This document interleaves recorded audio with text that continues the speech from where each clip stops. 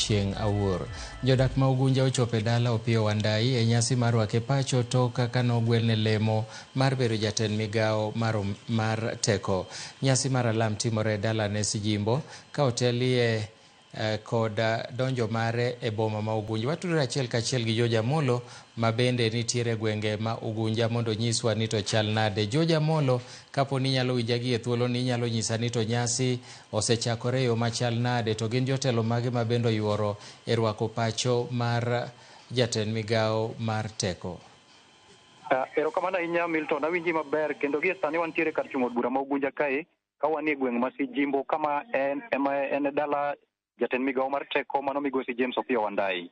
To mana kaka isewacho, e thuolo motelo e seche mag okinyi kar saa 4 e sama ne jatend migao nochopo e gwenge mag Ugunja kae, jopiny manokuorore e bath apaya koni gi koni mago e bombe kata kuonde timo ohala machalo kaka Sidindi, Igomre to kod Ugunja norwake gi mor matamre gi nono. Kendo ne en mor ma apaya ne gidino, geche mane jatend migao nochopo godo ne ochuno mondo mi ochung', kano ochuno mondo mi jatend migao ni otwag kodgi. Inyalo paro ni jatend migao mar teko James Opiyo Wandayi osebedo jaod bura ma Ugunja kae kuom sani tielo 2, kama e tielo mar 3 ma koro nochako kendo nosedhi e hike mar 2. Jopiny pod ni kode gi mor kabisa kendo kode hera, kendo no gidwa winjo ni to koro owachonegi ang'o.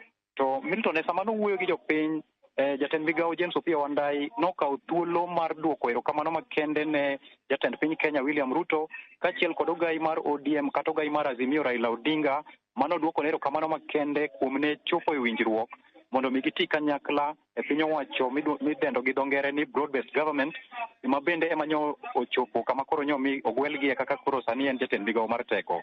Seche gogo bende nokawo thuolono mar duoko ne jo Ugunja erokamano kuom thuolo ma gisebedo ka gichung' kode ka gisire kuom higni gi duto manyocha ne en jaod buchgi. Kendo bende nokawo thuolono endo mar wachonegi ni oikore chung' kodgi kinde duto, pod obiro dhi nyime gi sirogi e thuolo mopogore opogore nyaka weche mag dongruok, kata kobedo ni koro gidhi yudo thuolo mar yiero jatelo machielo. Koro Milton, ne en mor matamre gi nono kaka wacho ni nodonjo e Ugunja kae kochako gi boma ma Sidindi, ka geche ma bura ne omolo achiel kachiel nyaka boma ma Ugunja kama kendo nochung'ie kendo chako dhi oluoro nyaka Sigomre, eka bang'e to noduoge pare ma Sijimbo kama koro wantie gie sani ka nyasi mar alam mana kaka isewacho dhi nyime, kendo en nyasi no ma itayo gi kanisa mar Anglican. Milton. Joja Molo, kamoro inyalo nyisowa ni to be nitie jotelo mag chama moyuoro kata jotelo mag sirikal moyuoro e nyasi ma kamano? Erokamano ahinya Milton, jotelo ni kae bura kendo jotelo mag siasa kaachiel nyaka gi mago matiyo e piny owacho.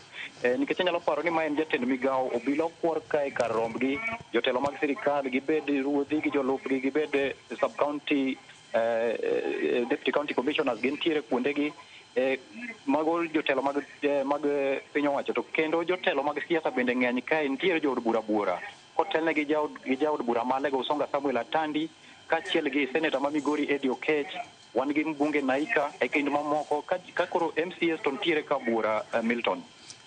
Erokamano ahinya Joja Molo, ket mana wang'i kanyo, ibiro medo nyisowa mathoth motimore e nyasi mar rwako pacho jatend migao mar teko Opiyo Wandayi. Erokamano. Erokamano ahinya, mano ne Joja Molo, achiel